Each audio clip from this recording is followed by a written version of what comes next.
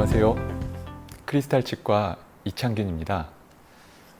오늘 여러분과 함께 공유하고자 하는 직내는 엔도페리오 컴바인드 리전으로 인해서 치주 조직이 심하게 파괴된 상악 중절치를 발거하고 임플란트 수복을 하는 그런 직내입니다.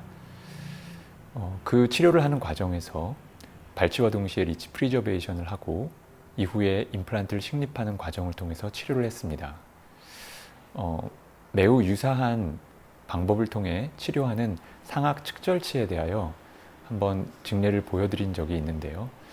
다시 한번 이와 유사한 직내를 보여드리고자 하는 것은 이 방법이 심미적으로 매우 중요한 상악 전치부의 임플란트 수복을 심미적으로 하는 데 있어서 상당히 효과적이라는 것을 다시 한번 보여드리고, 또 그 직내와는 조금 차이가 있게 순축 플레이트가 더 소실되어 있는 직내이기 때문에 조금 차이가 있는 점이 있어서 이번에 보여드리게 되었습니다. 한번 직내를 보도록 하겠습니다. 51세 남자 환자입니다. 전신적으로는 특별한 문제가 없는 분입니다. 그렇긴 하지만 치과적으로 볼 때 26번 치아에 팔라탈 루트가 프랙처된 것으로 판정이 되어서 발치를 하게 되었고, 임플란트 식립을 위해서 기다리는 과정 중에 있었습니다. 전반적으로 볼 때 루트가 좀 짧은 편이고, 그리고 치조골이 구치부 쪽에서 좀 소실되어 있는 모습을 볼 수 있습니다.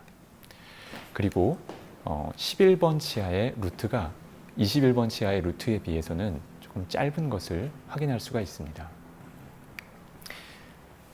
이 환자분의 26번 치아에 대한 임플란트를 식립하고 기다리는 과정에서 11번 치아가 급격히 안 좋아지게 되었습니다.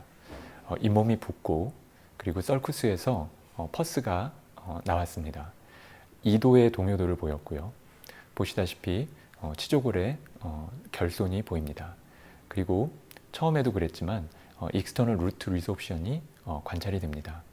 결손부의 형태나 그리고 루트가 흡수된 것들을 고려해 볼 때 엔도페리오 컴바인드 리전에 의해서 나빠진 것으로 그렇게 판단을 하였습니다. 이 CT 사진은 그 해당 치아 11번 치아의 CT 모습인데요.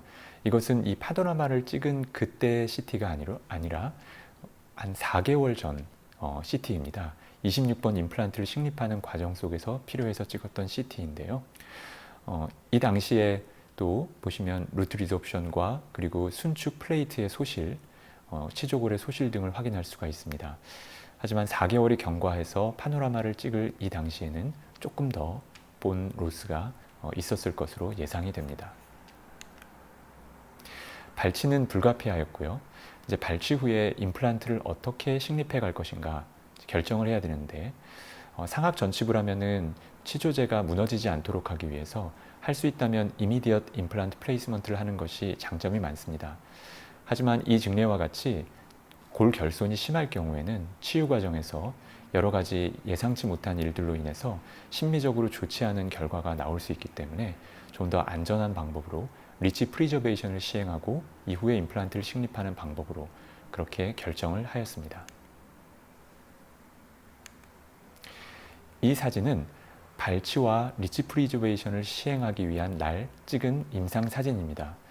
보시는 바와 같이 잇몸 상태가 색깔도 그렇고 그렇게 나쁘진 않은데, 그 이유는 바로 2주 전에 이 환자를 내원시켜서 국소 마취하에 치은 연화를 깨끗하게 데브리망을 하고, 그리고 미노사이클린 오인트먼트를 치주낭 내에 주입하였습니다. 그리고 환자에게 3일간 항생제를 투여하였습니다. 그렇게 하고 2주가 지났을 때 이와 같은 임상적인 소견을 보이게 됩니다. 그리고 이것이 그 치주낭 내에 주입하는 그런 미노사이클린 연고입니다. 이것이 발치하기 직전에 찍은 사진인데요. 보시다시피 그 순축의 그 잇몸 라인이 21번과 11번의 차이가 있습니다. 그리고 교환면에서 본 사진에서 이쪽에 비해서 이쪽에 순축이 좀 더 꺼져 있는 것을 볼 수가 있습니다. 이런 상태에서 발치를 하고 저 부분을 유지하거나 조금 더 증강시키기 위한 노력을 하지 않는다면 심리적으로 좋은 결과를 얻을 수가 없겠죠. 이렇게 잇몸 라인의 불일치와 순축이 좀 더 꺼져 있는 상황에서